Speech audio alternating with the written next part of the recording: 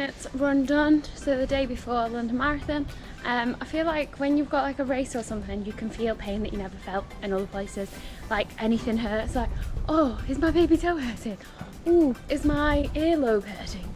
I feel like that's what I was doing that whole run, like being a bit of a hypochondriac. But I went in Regent's Park and my pace, but I think because of the trees, you couldn't get the pace, so it was saying I was doing 15-minute miles, which doesn't bode well for tomorrow. But hopefully that's just because of the signal. So 20 minutes, and then I got a bit lost, so I'm just walking for like 5 minutes back, have a shower, and then gonna get some breakfast, and then we're gonna head to the expo show.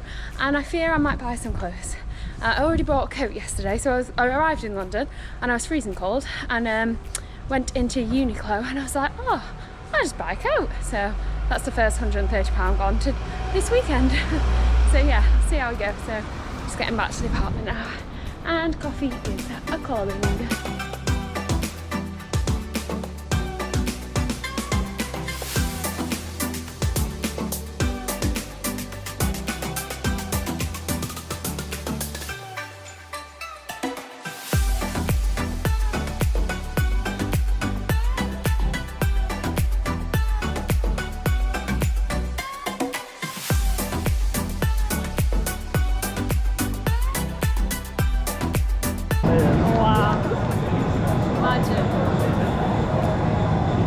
I would be off the back of that. A long time. 100 meters just gone.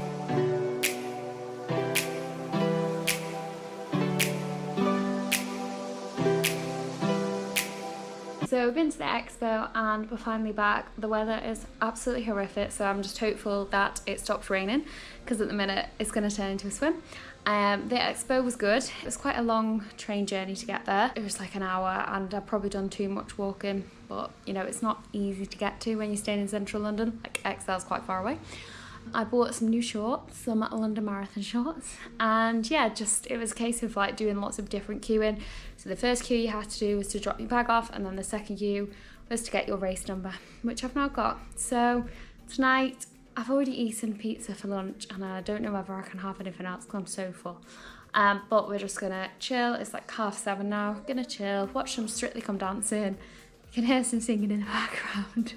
And then, yeah, get up tomorrow. Gonna leave the apartment at like 5 to 10 to 8. So it's not too early. So just trying not to think about it. Trying to avoid Instagram really, because I do think when you go on Instagram, like, you see like loads of people doing it and it stresses you out a bit. So a bit of Strictly and boom, we'll be done.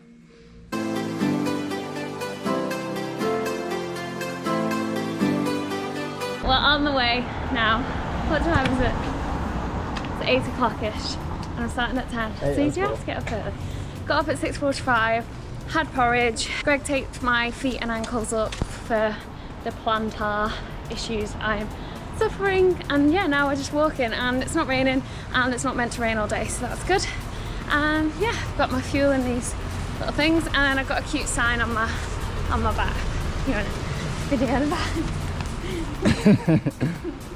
Because my name's Kate. So I've got my name on there, even though people aren't going to see me until after I've gone past. But you know, I can't put it on my front because I got my race number on my bag. But yeah, so we're getting the tube there now, and then the train, and then we'll be there.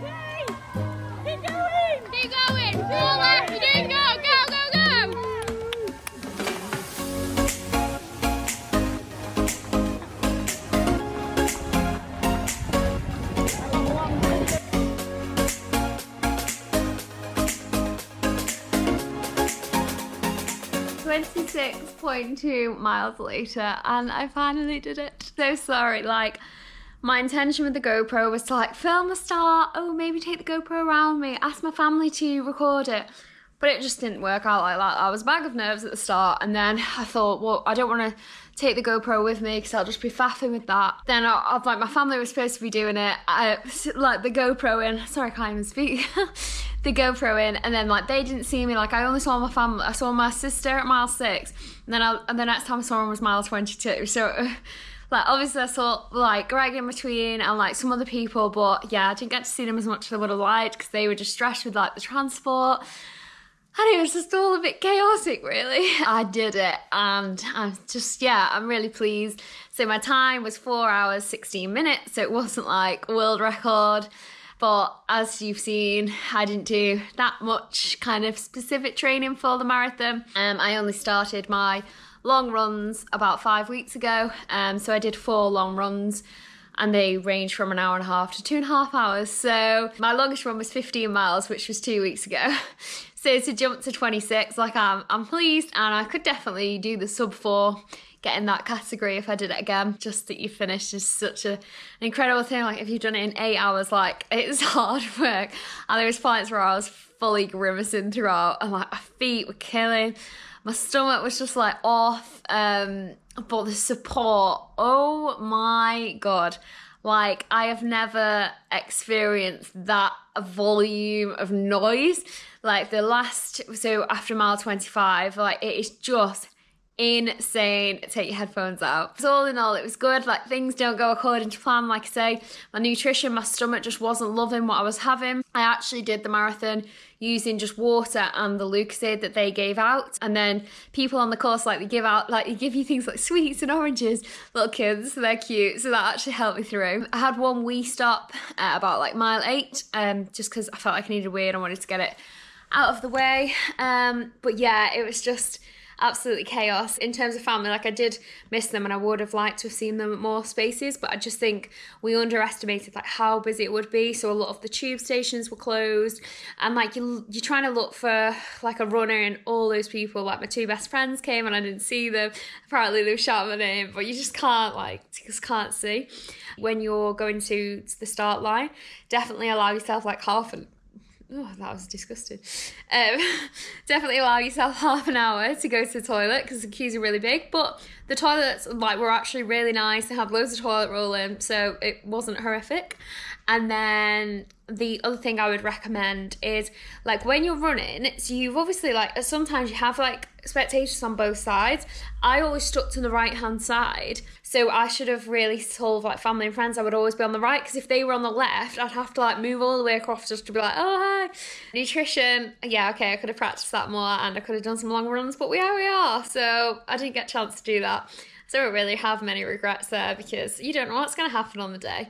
When you come around to the strand at the end, it's just a crazy experience, and you get this. So yeah, it was definitely all worth it, and it was sunny.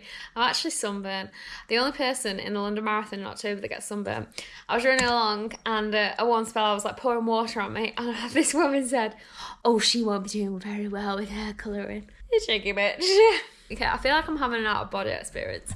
I feel like I should probably stop speaking now and then think about what I want to say and like my advice, and then just upload that, because I'm just waffling on. I'm actually sat watching the highlights of the Olympics. Oh wow, that's where I'm at. No, I'm watching the highlights of the London Marathon. Yeah, just wow, what a day. What a day. My feet were so sore. I couldn't move my toes. Like I wanted to just do that with my toes and I couldn't even curl them. They were just so painful.